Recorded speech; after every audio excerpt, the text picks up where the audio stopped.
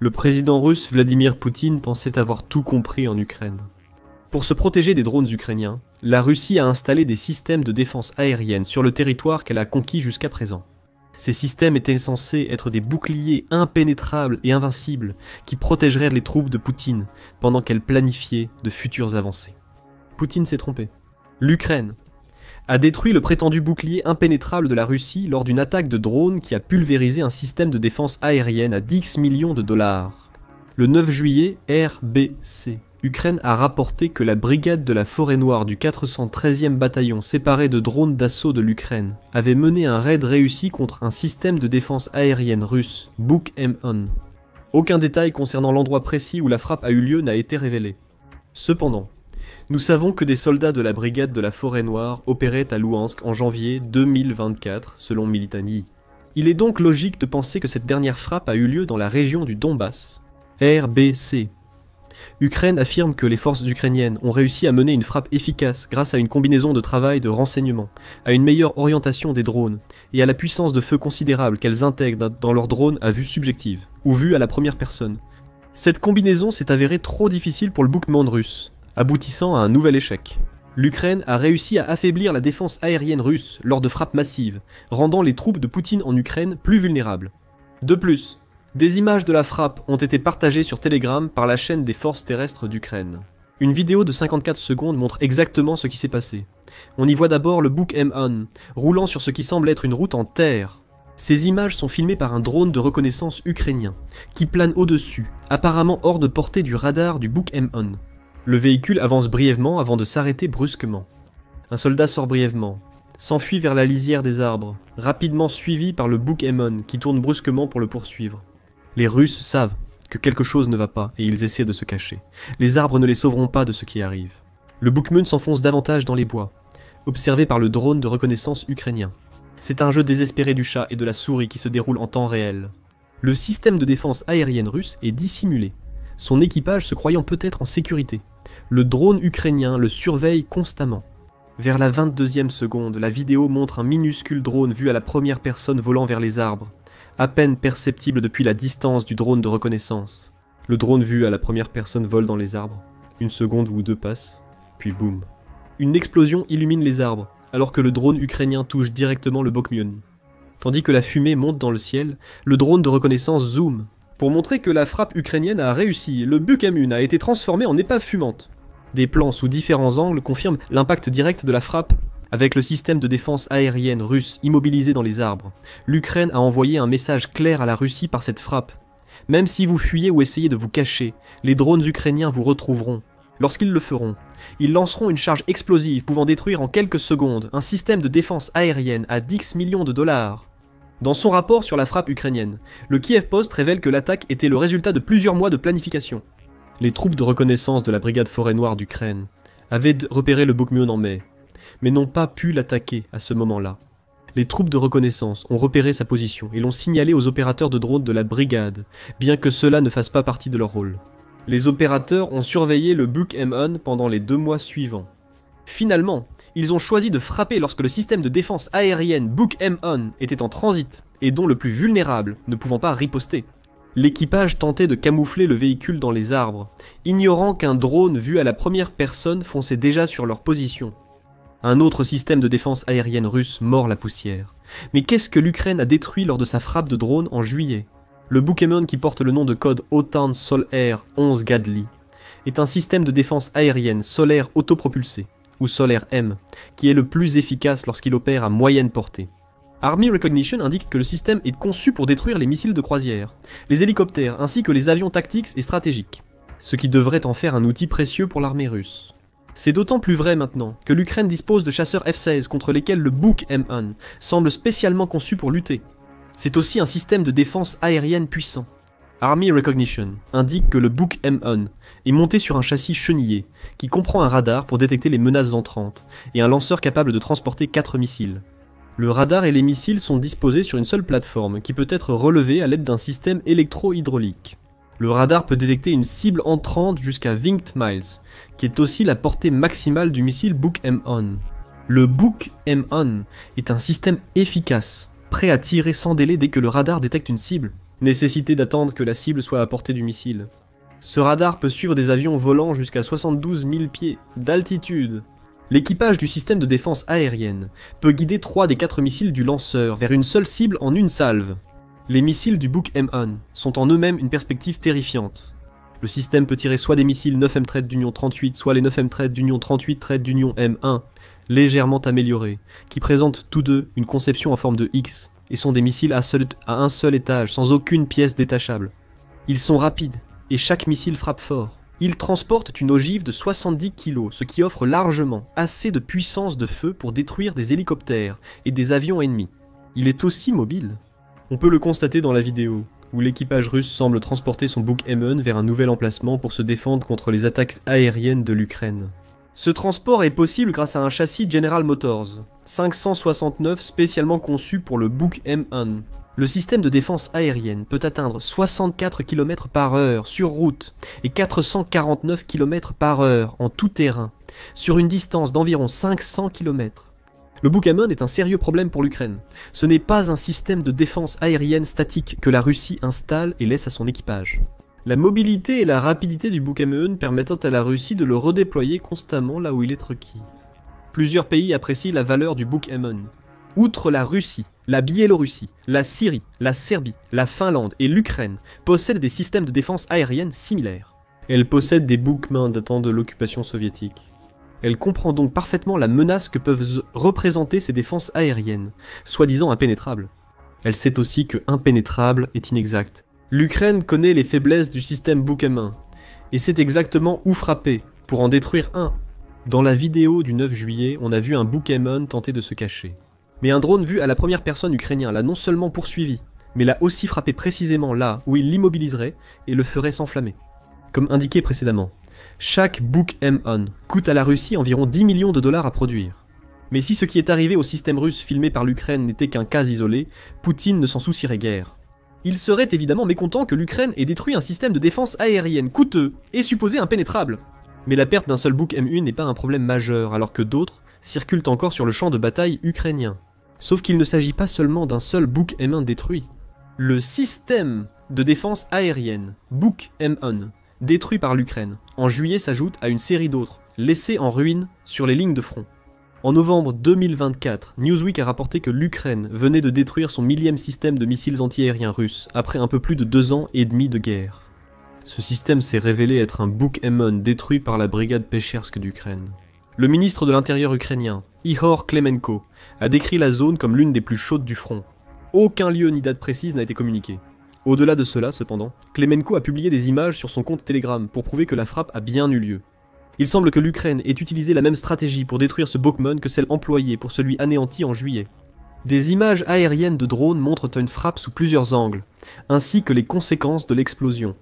Encore une fois, le système russe était camouflé par des arbres, mais cela ne semblait pas avoir d'importance. Il a tout de même pris feu. En mars 2025, l'Ukraine a recommencé. Militani a réalisé un reportage sur une vidéo de la brigade de la Forêt Noire, montrant à nouveau la neutralisation d'un système anti-aérien, Buk M1. La vidéo, similaire à celle publiée en juillet par la même brigade, montre le Buk M1 roulant sur une route. La vidéo diffère de celle de juillet par la présence d'un carrefour avec des arbres s'étendant dans 4 directions. De toute évidence, l'équipage du Buk M1 savait qu'un drone arrivait. Comme l'équipage dans la vidéo de juillet, ils ont tenté en vain de cacher leur système de défense aérienne sous les arbres. Une explosion massive, probablement due à un drone ukrainien, a neutralisé le Buk M1. Nous savons donc que l'explosion a détruit le propergol solide des missiles du Buk M1, entraînant potentiellement des explosions secondaires qui ont totalement détruit le système. C'est peut-être la stratégie de l'Ukraine, attaquer les missiles, et tout le système suivra. Dans ce cas, le Buk M1 russe semblait même avoir une sorte de blindage de fortune sur son hémisphère supérieur, sans doute pour le protéger contre les frappes de drones ukrainiens. Ça n'a pas marché. En mai 2025, un autre système de défense anti-aérienne russe, Buk M1, a été détruit par une frappe ukrainienne. La brigade de la Forêt Noire semble encore une fois responsable, une vidéo sur Telegram montrant le moment de la frappe. Cette fois, on voit un Buk M1 rouler à toute vitesse à travers un champ, soulevant des nuages de poussière derrière lui. Il semble fuir quelque chose, et nous découvrons rapidement de quoi il s'agit. Comme les autres Buk M1, il essaie de se dissimuler dans une lisière d'arbres, une stratégie qui s'avère inefficace. Un drone ukrainien filme depuis le ciel lorsqu'une explosion massive se produit. Des étincelles et la charge de munitions du système de défense aérienne Buk M1 s'enflamme, projetant des munitions loin de celui-ci. Selon la publication Telegram, le système de missiles anti-aériens Buk M1 a été repéré et détruit avec ses munitions lors de son déplacement, grâce aux actions efficaces des éclaireurs de la brigade d'artillerie de la Forêt Noire. Ce feu d'artifice causé par l'explosion de munitions résulte d'un tir précis sur un système anti-aérien moderne de l'armée russe. Nous pouvons tirer quelques conclusions de ces frappes sur les Bukmen. D'abord, la brigade de la Forêt Noire effraie terriblement Poutine, ce qui est compréhensible. 3 des 4 frappes mentionnées ont été menées par cette brigade, qui excelle dans la coordination d'assaut contre les systèmes de défense aérienne russes. Tandis que Poutine cherche à renforcer son emprise sur Louhansk et à consolider ses gains dans le Donbass, la brigade de la Forêt Noire sape peu à peu ses défenses aériennes. Peut-être en créant des ouvertures permettant à l'Ukraine de contre-attaquer ultérieurement. Deuxièmement, l'Ukraine a une méthode claire lors de ses frappes avec des Bukmen. Les vidéos montrent des drones ukrainiens traquant les systèmes de défense aérienne qui cherchent à se cacher dans les arbres. Le camouflage est inefficace car l'Ukraine possède des drones vus à la première personne pouvant naviguer entre les arbres pour larguer leurs explosifs. Les frappes de mars et mai indiquent que l'Ukraine a identifié les missiles du Buk M1 comme son point faible, les ciblant plutôt que le système lui-même, pour provoquer de grandes explosions qui paralysent l'équipement russe. Cette stratégie est un atout majeur pour l'Ukraine, pour plusieurs raisons. L'Ukraine semble actuellement suivre une stratégie consistant à détruire le plus de défenses aériennes russes possible sur son territoire. Nous avons mentionné plus tôt que la frappe de Buk M1 en novembre 2024 a marqué le 1000e système de défense aérienne russe que l'Ukraine avait détruit jusqu'à ce moment-là dans la guerre. Il y en a eu beaucoup d'autres depuis. Selon le ministère des Finances ukrainien, la Russie a perdu 1193 de ses unités de guerre anti-aériennes jusqu'au 10 juillet. La guerre en Ukraine fait rage depuis plus de 40 mois. Cela nous donne un taux approximatif de près de 30 systèmes de défense aérienne russes détruits par mois, soit presque un par jour. Poutine ne s'attendait pas à une telle réponse de l'Ukraine, ce qui pose de graves problèmes à la Russie depuis un certain temps. Selon Business Insider, en août 2024, la tactique ukrainienne de cibler les défenses aériennes russes forçait Poutine à déployer ses unités de plus en plus limitées sur tous les fronts. Selon Business Insider, les analystes de l'Institute for the Study of War estimaient alors que la Russie manquait de défense aérienne pour protéger ses zones, même celles jugées sûres. Lors de la frappe du 9 juillet, supposément dans la zone d'opération de la brigade de la Forêt Noire à Louhansk, que la Russie affirme contrôler entièrement, nous constatons cela. Bien que cela devrait être sécurisé, l'Ukraine semble capable de frapper durement les défenses aériennes russes à Louhansk, suggérant que le contrôle de la Russie n'est peut-être pas aussi total qu'elle le prétend. Le résultat de ce type de frappe est que la Russie doit constamment déplacer ses défenses aériennes. Lorsqu'un endroit est menacé, des unités sont déplacées d'autres zones pour le défendre, et ce n'est pas un problème qui se limite à l'Ukraine. En mai, United 24 a rapporté que la Russie avait commencé à installer des dizaines de fausses unités de défense aérienne S-300 et S-400 en Extrême-Orient. Pourquoi ? Pour dissimuler le transfert des véritables systèmes de défense aérienne d'Extrême-Orient vers la Russie et l'Ukraine. Pour renforcer ses défenses chancelantes, la Russie affaiblit son influence dans les territoires au-delà de ses frontières à cause de l'Ukraine, créant des problèmes durables pour Poutine. Après tout, ces systèmes de défense aérienne étaient en Extrême-Orient pour une raison. La Russie les utilisait pour démontrer à ses alliés régionaux son engagement à protéger leurs intérêts. Si cette protection a disparu, quelles raisons ses alliés ont-ils de rester aux côtés de la Russie ?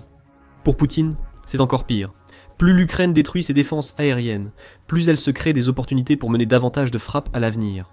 La nature constamment changeante des défenses aériennes de la Russie joue un rôle ici.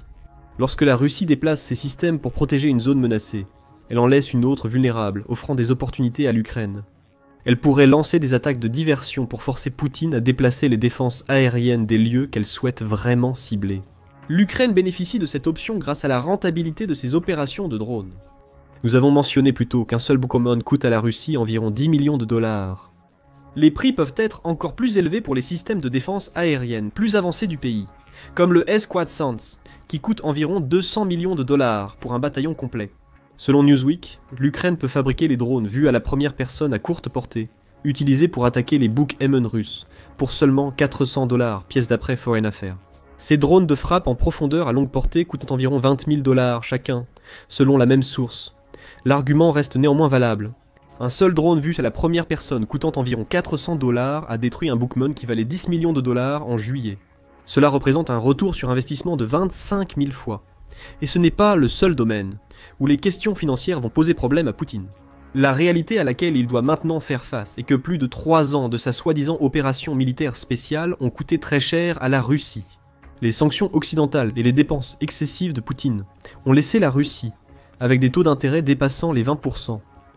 L'inflation avoisine les 9-10%, et le chômage est à un niveau historiquement bas d'environ 3%. Cela indique un manque de main-d'œuvre pour combler les postes vacants dans le pays.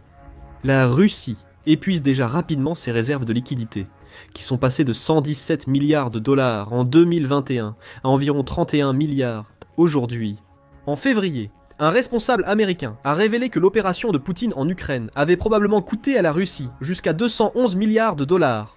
On peut ajouter plusieurs milliards à ce chiffre pour inclure les mois écoulés depuis le rapport, bien que le Washington Post avance un chiffre différent. Il indique que la Russie avait dépensé environ 300 milliards de dollars en février 2025. Cela est important dans le contexte de la frappe Buck M1 de l'Ukraine, car la Russie manque d'argent. Avec Poutine confronté à une situation économique difficile, il aura du mal à justifier de dépenser 10 millions de dollars pour remplacer un système de défense aérienne. Bien qu'efficace, celui-ci a montré une vulnérabilité exploitable par l'Ukraine. Les coffres de la Russie ne sont pas illimités, même si Poutine dépense comme s'il l'était. Les réserves de liquidité du pays s'épuisent, et elles ne sont pas reconstituées assez rapidement au goût de Poutine. Le dirigeant russe en est maintenant au point où il doit choisir avec soin ce qu'il doit remplacer et ce qu'il doit abandonner comme cause perdue. Doit-il dépenser 10 millions de dollars pour un nouveau Boukmin, ou la même somme pour recruter des centaines, voire des milliers de nouveaux soldats? Ce sont le genre de questions que Poutine n'aurait jamais pensé se poser lorsqu'il a lancé son invasion à grande échelle en février 2022. Le but est de forcer la Russie à répondre. L'Ukraine tentera d'exploiter les failles dans la défense aérienne russe en éliminant les Buk M1 et d'autres systèmes. Mais la véritable raison pour laquelle elle vise ces systèmes, c'est que leur perte coûte cher à la Russie, à un moment où son économie ploie déjà sous le poids de la guerre que Poutine a déclenchée. L'attaque ukrainienne de juillet contre un Buk M1 illustre la stratégie adoptée par l'Ukraine ces derniers mois. Frapper durement la Russie, en détruisant un maximum de son équipement coûteux, avec des drones peu chers. L'Ukraine pense que ce type de frappe finira par épuiser tellement les ressources de la Russie que Poutine ne pourra plus poursuivre sa guerre. Seul l'avenir révélera si l'Ukraine a raison sur le rythme et la férocité montrés par l'adversaire jusqu'à présent. Et ce ne sont pas seulement les systèmes de défense aérienne que la Russie perd à une vitesse vertigineuse. La stratégie de l'Ukraine contre les blindés de Poutine a forcé les troupes russes à combattre sans protection. Il manque de blindés nécessaires pour lancer leurs assauts terrestres. Pour en savoir plus, regardez notre vidéo et abonnez-vous à l'émission Militaire pour des vidéos à jour sur les derniers développements de la guerre en Ukraine. Et merci de nous avoir regardés.